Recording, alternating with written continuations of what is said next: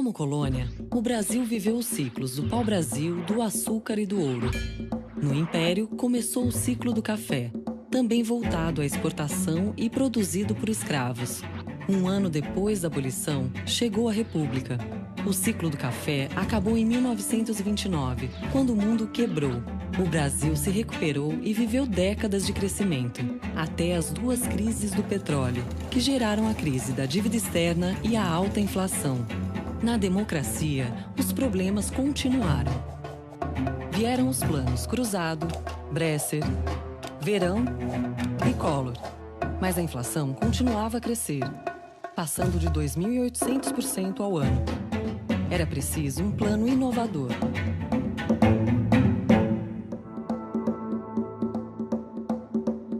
Bom, evidentemente a maior dificuldade era a inflação. Foram 2.500% em 93, 5.000% nos 12 meses que antecederam o lançamento do real. Isso é hiperinflação em qualquer lugar do mundo. Eu acho que o passo fundamental foi a decisão que nós tomamos de fazer tudo transparente. Ou seja, em vez de você de manhã acordar no Diário Oficial e ler que tem uma nova moeda, que está desvalorizada de tanto, não, nós explicamos com antecipação o que ia acontecer. É preciso que todos os brasileiros se juntem para garantir o real. Fizemos moedas novas para trocar no mesmo dia, para a população sentir, ó, daqui para frente mudou e vai ser estável. Durante os anos 70 e 80 veio o Cruzado, depois teve o Cruzado Novo, depois teve o Cruzeiro Real. Cada um deles significava o corte de 3 zeros. Finalmente, era hora de lançar o real. Então, quando chegou o dia 1º de julho... Trocou a moeda. Finalmente, a URV virou o real. A conversão da velha moeda para o real era um número de 4 algarismos. 2,732, algo assim. Né? E muita gente pensou, olha, vai ser complicado, né? Escuta, ninguém vai conseguir dividir por quebradinho. A gente foi para a feira do nosso bairro. Todos os preços estavam em real. Tomate, pastel, caldo de cana, tudo estava em real. A população brasileira foi extraordinária. Ela converteu certo. É um espetáculo. A gente conseguiu resolver o problema da estabilidade da moeda. Conseguiu, de fato, estabilizar as coisas. Funcionou, para a surpresa de muitos, inclusive minha.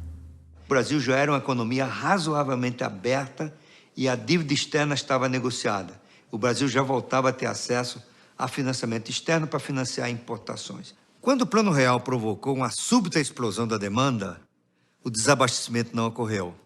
As prateleiras continuaram cheias. Uma inflação violentíssima transformou-se numa inflação civilizada, vamos dizer assim. Quando você organizou a economia com a inflação, a primeira consequência foi que a linha de pobreza caiu 10, 12, 15 pontos por cento. São milhões de pessoas que ingressam na sociedade de consumo. Esse fenômeno de formação da classe média, ele começou quando derrubou a inflação. No Plano Real, você teve um aumento de 32%, 33% para 37% da população, com renda familiar total acima de R$ 2.004. Política de sustentação do aumento real do salário mínimo, começou em 93. Foi feito um grande reajuste do salário mínimo de R$ 70 para R$ 100. Isso provocou uma redução de pobreza e desigualdade. E, na verdade, eu acho que o principal efeito da estabilização foi muito mais, como o próprio nome diz, a estabilização trouxe estabilidade, trouxe capacidade das pessoas se planejarem em relação ao futuro. A desigualdade diminuiu. Nós começamos a construir aí um sistema financeiro sólido, né, que se mostrou suficientemente resistente, resiliente às crises que tivemos depois. Mesmo com os problemas que apareceram, o real era um sucesso. E no ano de 1998, foi o ano, na verdade, o ano calendário com a menor taxa de inflação da nossa história. 1,6% ao ano. Mas, é claro, não foi um plano de estabilização que resolveu o problema no dia 1º de julho de 94. Ali começou uma fase. Foram anos depois da URV e do real para continuar criando condições para a moeda permanecer, como permanece até hoje, dentro de um certo grau de de estabilidade. Eu diria que o problema, o fundamental desafio continua sendo essa modernização do setor público, a reforma do Estado, o equacionamento de problemas de finanças públicas, aí entendido como governo federal, Previdência, estados e municípios e estatais. Nós começamos a organizar a dívida dos estados. Nós juntamos todas as dívidas no Banco Central, né? E dissemos, vocês não podem mais se endividar, para evitar que aquilo fosse uma espécie de buraco sem fundo, buraco negro de jogar o dinheiro do povo, por isso a lei de responsabilidade fiscal. Então o Fernando Henrique tem esse mérito de matar a cobra e mostrar o pau. Ele mostrou para a sociedade que se não houvesse equilíbrio fiscal dali para frente, a inflação voltaria. E a sociedade, naquele momento, falou assim, não, eu não quero inflação, então eu quero equilíbrio fiscal. A lei de responsabilidade fiscal também foi um tremendo de um avanço. E levou a que os estados brasileiros passassem a ter superávites, né? A partir de 1998. The ability to maintain more balanced budgets and controlling the money supply were the two really big things that took place in the 1990s. And that then allowed for a lot of subsequent economic growth. Aí tornou-se viável ter uma política fiscal, tornou-se viável ter uma política monetária que realmente funcionava. O Brasil passou a ter uma condição mínima até de pensar em alguma política. Com aquele tipo de inflação que a gente tinha, você falava assim, mas qual que é o plano estratégico do Brasil? Você não tem nem estabilidade monetária. Eu acho que o Brasil entrou nos eixos, vamos dizer assim, definitivamente naquele momento. As metas para a inflação pressupõem a autonomia do Banco Central. Estabelecer o compromisso do Banco Central de perseguir de forma autônoma um objetivo, que é a meta da inflação. É independente, não para fazer o que quiser. Não são metas do Banco Central, são metas do governo. O Banco Central tem que trabalhar de uma forma muito racional, não pode trabalhar emocionalmente ou atendendo clamores políticos, populares ou de curto prazo. Na virada do século, a desigualdade passou a diminuir mais rapidamente. A partir do começo dos anos 2000, Bolsa Escola, Bolsa Alimentação, você procurava chegar nas pessoas e nos lugares mais pobres. Você tira da extrema pobreza para um patamar de conforto, dignidade, de sonhos, de projetos. Mas, por outro lado, criar as bases para que a pobreza deixasse de ser um problema na geração seguinte. A ideia era comprar o tempo da criança, pagar para essa criança para ela ficar na escola. Que a política era assim, olha, você recebe esse dinheiro e o compromisso é que você mantenha seu filho na escola. Você conseguiu levar de 20%, 18% para próximo de 3, 2, o número de crianças, o percentual de crianças fora da escola. Esta criança que está na escola vai ter uma produtividade 100 vezes maior do que o pai dela. Aquelas pessoas passam a entrar no mercado de trabalho e isto faz com que a economia como um todo se fortaleça. E isso é muito bom para a economia, evidentemente que trouxe mais empresas para o Brasil, mais investimento, mais capital de investimento direto. Nesse sentido, se o programa Bolsa Família der certo, ele é autofágico, ele vai diminuindo.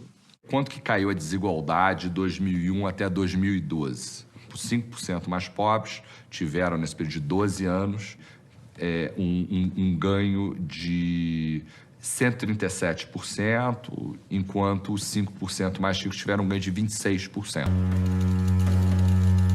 A estabilidade econômica que o Brasil demorou décadas para conquistar estava prestes a ruir? A estabilidade trazida pelo Plano Real e as reformas institucionais eram colocadas em risco em 2002. Tem um imenso terremoto causado por medo do próprio Lula. O PT era contra a abertura, o PT era contra a privatização, o PT era contra quase tudo. Inclusive, o seu partido totalmente contra o Plano Real, fizeram um escândalo, aquele negócio todo. Ele falava na submissão do país aos interesses do FMI e dos bancos. Ou não pagar a dívida. Então, ele lançava uma grande dúvida de descontinuidade. Surgiu aquela onda de pessimismo. Porque a sociedade quer isso. A defesa da estabilidade, a defesa da responsabilidade fiscal. O presidente Lula, quando assumiu, ele encontrou um pomar que estava começando a frutificar. E a ideia do programa do PT era arrancar as árvores. E o presidente Lula teria dito simplesmente o seguinte: escuta, se já estão frutificando, por que não vamos colher? Ele teve a lucidez política de perceber isso, mudou, fingiu que não mudou, mas mudou. Então, o movimento da campanha do Lula de fazer a Carta aos Brasileiros, pela qual ele beijou a cruz e disse: vou seguir a cartilha das economias de mercado civilizadas. Então, o candidato Lula se comprometeu com uma série de princípios básicos saudáveis do ponto de vista econômico. Reorganizar a economia brasileira, respeitar contratos. Corretamente, professor, olha, ninguém aqui vai chutar o balde. Né? Muitas pessoas não acreditaram, não levaram isto muito a sério. Lula manteve o acordo com o FMI, que ele se comprometeu ainda na campanha a cumprir. E esse acordo estabelecia que 80% dos recursos seriam desembolsados no governo seguinte. Em julho de 2003, o Brasil já começou a crescer. E mesmo depois da crise controlada, a política econômica foi mantida. Houve, na prática, uma continuidade de gestão da política econômica. O Lula, no primeiro mandato, preservou e até reforçou o compromisso com o chamado tripé macroeconômico, austeridade fiscal para valer, política monetária autônoma do Banco Central, cumprimento do centro da meta de inflação e câmbio flutuante. mantém o compromisso com a lei de responsabilidade fiscal e com todos os outros, tudo que é a base do Plano Real. Lula deu sequência àquela filosofia que vinha tendo no governo Fernando Henrique Cardoso de melhoria do ambiente de negócios e de mudanças institucionais que melhoraram muito o ambiente econômico para permitir que os mercados no Brasil funcionem melhor. O pessoal aumentar a produção e aumentar também o consumo. E isso, então, permitiu um grande crescimento. O Brasil acumula reservas até 2006, 2007 de 200 bilhões de dólares. Reserva que nós geramos com um superávit comercial. Os resultados econômicos eram incríveis. E é um governo que tem um grande sucesso. As famílias, as empresas, na medida em que todos acham que a economia vai estar bem o ano que vem, daqui a 2 anos, 3 anos, 4 anos, 5 anos, as pessoas investem, fazem planos, passaram a consumir, a investir, a produzir. O governo Lula, ele cresceu em média 4,5%. Caiu a taxa de juros. O crédito aumentou, índices de financiamento ficaram mais abundantes. O sistema financeiro brasileiro dobra de tamanho de 2003 a 2008, vai de 25% para 50% do PIB de crédito, e é principalmente crédito ao consumo. A arrecadação começou a crescer, o que permitiu aí sim a expansão dos programas sociais, de inclusão, de distribuição de renda, etc, etc, etc, como, por exemplo, o Bolsa Família. O Bolsa Família tinha nascido no governo Fernando Henrique. Isso tudo teve continuidade do governo Lula e expansão. E esses programas ganharam escala ao longo do tempo. O Bolsa Família atinge quase 50 milhões de pessoas, mais ou menos 1/4 da população brasileira, mas com um orçamento pequeno, 0,53% do PIB. O aumento do salário mínimo também continuou. Quando o presidente Fernando Henrique estabeleceu o plano real, o salário era $60. Depois que você estabilizou a economia, você começou a ter reajustes fortes do salário mínimo. Política de sustentação do aumento real do salário mínimo. Começou em 93 e não parou até hoje. Com essas medidas, o sucesso econômico atingiu até os brasileiros mais pobres. There's been a tremendous amount of economic growth that's changed the whole social structure of the country. Houve muitas de melhoria da situação social, não há dúvida. E aceleraram muito a partir do real. Então o Brasil passa a seguir um caminho do meio, aonde a desigualdade cai, mas o crescimento também acontece e a pobreza acaba sofrendo essa dupla redução, seja pelo crescimento do bolo, seja pela melhor distribuição. O desemprego, que estava a 13%, caiu para 5%. A quantidade de pessoas muito pobres foi reduzida a menos da metade do que foi. De lá para cá, o Brasil conseguiu reduzir a pobreza extrema em 70%. Com uma coisa, os 20% mais pobres cresceram a sua renda 68%. E os 20% mais ricos cresceram 38%. Todo mundo melhorou mas os mais pobres melhoraram substancialmente mais. E assim surgiu a famosa classe C. As políticas de inclusão de renda também aumentaram o tamanho do nosso mercado interno e o poder de compra de grupos sociais que estavam totalmente excluídos. Cerca de 42 milhões de pessoas entraram para essa nova classe média. O Brasil se tornou a 6ª maior economia do mundo. Um resultado incrível. Os números eram fantásticos. E o sucesso favoreceu a reeleição do presidente Lula. Em 2008, o Brasil ele vinha numa tendência de crescimento bastante acentuada, né? Chegando a 2008, o que aconteceu? Incentivar o crescimento da economia, incentivar o consumo. Houve uma escala de intervenção financeira e monetária nas economias desenvolvidas nunca antes praticada. O Brasil fez isso, aumentou o gasto público, aumentou o crédito pelos bancos oficiais. Diminuiu o superávit primário, diminuiu os juros. O governo ofereceu os incentivos fiscais para a compra de duráveis. Mais incentivos ao endividamento familiar, ao consumo, via redução de imposto também, do IPI, essas coisas. Tem uma frase famosa do Lula, que ele vai, né, à imprensa para dizer, olha, vamos às lojas, vamos consumir. E esse ciclo de crédito ganhou muita aceleração a partir de 2009. Isso fez com que a demanda aumentasse e a economia voltasse a crescer. A economia já recuperou-se de uma forma muito forte, né? Ela já cresceu 7,5% em 2010. Mas o intervencionismo não diminuiu. A equipe econômica do segundo mandato defendia preceitos muito diferentes da anterior. O Brasil me impressionou muito. De 1990 até 2005, 2006, o Brasil fez uma mudança espetacular. Eu acho que o processo meio que piorou um pouco a partir de 2006. E aí o governo Lula começou a mudar. E nós deixamos de aproveitar esse momento para fazer uma série de reformas. Nós não fizemos mais quase nenhuma reforma, nada que realmente fosse fundamental. Com a ascensão da Dilma, você tem uma alteração significativa de política, romântica na política no Ministério, e uma política muito mais centralizadora. Passa a haver uma visão muito maior de um intervencionismo em setores da economia. O ministro da Fazenda, Guido Mantega, né, é dessa escola intervencionista. E aí começou a haver um abandono gradual dos mecanismos de estabilização, particularmente o tripé macroeconômico. O tripé desmontado, necessário para manter o gasto público sob controle. O governo começou a aumentar os gastos, o superávit primário começou a diminuir.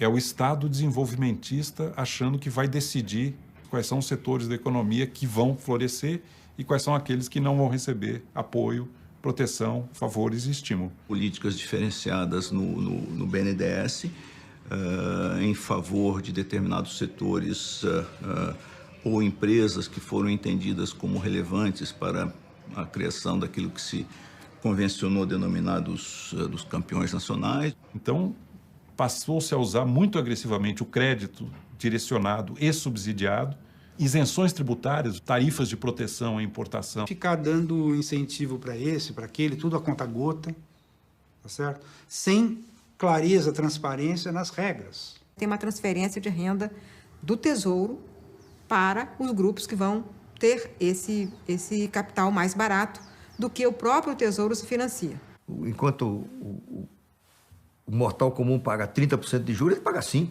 6%. Né? O governo passou a suprir o BNDES de recursos crescentes. Isso foi algo como 9% do PIB de dinheiro, uma baba de dinheiro que se deu para o BNDES, da ordem de 400 a 500 bilhões. A economia já não crescia como na década anterior. Mas isso não afetou o resultado das eleições. Em 2010, os brasileiros elegeram Dilma Rousseff presidente.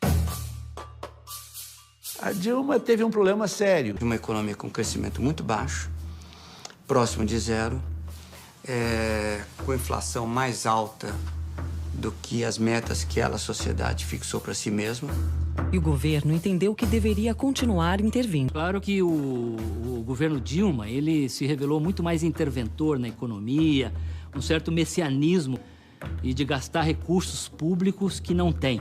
E começa a se restabelecer o chamado capitalismo de Estado, em que o Estado é o promotor, é o investidor, é o que controla. A ideia do Estado intervindo desastradamente no funcionamento dos mercados. Uma completa dissociação entre a classe econômica, os empresários e o governo, uma falta de diálogo muito forte. E isto faz com que a gente tenha o clima de desconfiança e de falta de investimentos que a gente vê no nosso país hoje. Com falta de investimentos, o governo lançou um pacote de concessões na área de infraestrutura. O Estado não tinha condições de continuar investindo na infraestrutura de rodovias, ferrovias, portos e assim por diante. E aí a iniciativa, que eu acho extremamente louvável, de mobilizar o setor privado através de concessões, do grande programa de concessões. A Dilma, sobretudo, fez várias privatizações, que, como a privatização é uma palavra maldita, recebeu o nome de concessões e tal.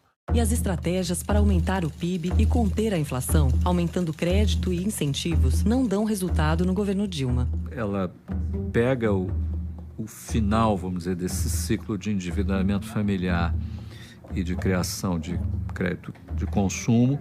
Na década passada, o crescimento que o Brasil teve, ele foi, de certa forma, facilitado por estabilização, possibilidade de previsibilidade e, com isso, uma grande expansão do crédito. Esse fenômeno começa a se esgotar. O nível de endividamento das famílias começa também a se estabilizar. A inadimplência, num certo momento, começa a bater em limite. O sistema bancário se torna muito seletivo. Então, os instrumentos vão perdendo eficácia.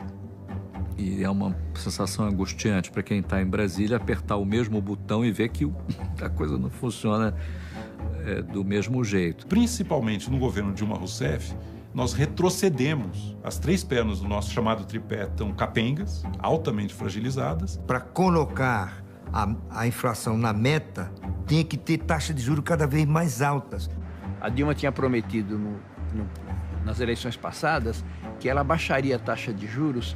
Então, provavelmente, ela baixou, depois voltou a subir. Uma hora ela corta a tarifa de energia de um jeito que arrebenta a Eletrobras, no outro ela bate nos juros de um jeito que fez com que agora o juros esteja mais alto do que no começo do governo dela.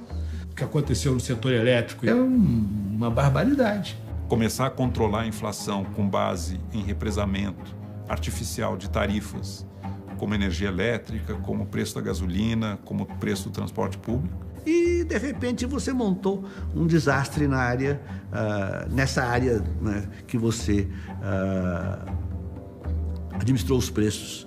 A inflação continuou aumentando e os gastos do governo também. Há um descontrole de gasto público. E isso é maquiado com a chamada contabilidade criativa, que foi introduzida nesse governo apenas para permitir a expansão do gasto público. Para fazer crer que cumpria metas fiscais. Mas isso, obviamente, é meramente contábil, porque o reflexo da economia, esse existe e está aí. É tão complicado que, se eu for contar aqui, detalhe por detalhe da contabilidade criativa, ninguém vai querer ver esse programa. É justamente um exemplo de não transparência. São muitos artifícios contábeis. O que seria dívida, o que seria gasto, não aparece como gasto. Como, por exemplo, dizer que investimentos do PAC não geram, não são déficit público, não geram déficit primário. Como se você passasse o dinheiro de um bolso da calça para o outro bolso da calça e considerasse aquilo como receita. O que acontece é, ao dizer que um determinado gasto não é déficit, no fundo eu estou autorizando uma expansão fiscal ou uma expansão monetária. O que significa, olhando do lado da moeda,